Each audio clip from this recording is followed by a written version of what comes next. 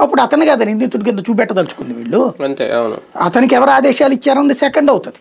First అతను అవుతున్నాడు కదా.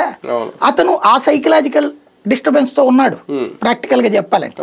లేకపోతే అన్రెస్ట్ ఇవన్నీ ఎందుకు మాట్లాడాడు అతను బేసిక్గా. అది అసలు పాయింట్. దాంట్లో కాగితాల ఎవిడెన్స్ కదా.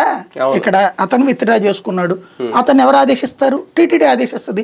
టీటీడీకి విజిలెన్స్ ఆఫీసర్ అతను. టీటీడీ ఏవిఎస్ఓగా అన్నప్పుడు తిరుమల తిరుపతి దేవస్థానం ఈవో కన్సర్న్. అతను చెప్పకుండా ఇతను విత్డ్రా చేసుకోడు కదా.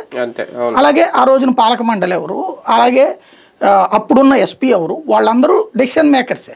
ఇందులో పోలీస్ అధికారులు కూర్చున్నారు, ఓ మాజీ న్యాయమూర్తి కూర్చున్నారు. వీళ్ళందరూ కూర్చుని డెసిషన్ తీసుకున్నటువంటిది. ఆ కాన్సెప్ట్ వరకు ఉండాలి తప్పించి దాంట్లో జగన్ ఏం తింటాడు, లేకపోతే భారతి ఏం తింటాడు, లేకపోతే వైవి సుబ్బారెడ్డి ఏం తింటాడు, అందులో దాంట్లో ఏమొస్తుంది వాళ్ళకి?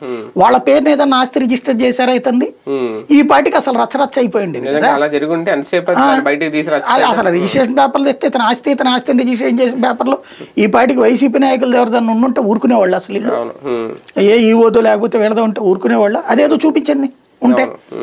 బట్ బేసిక్గా అదంతా చర్చిపోతుంది. ఎంతసేపటికి ఏం చేశారు? అదేదో ద్రోహం. నేను ఇంతకుముందే చెప్పాను దాంట్లో పాయింట్ ఏంటని.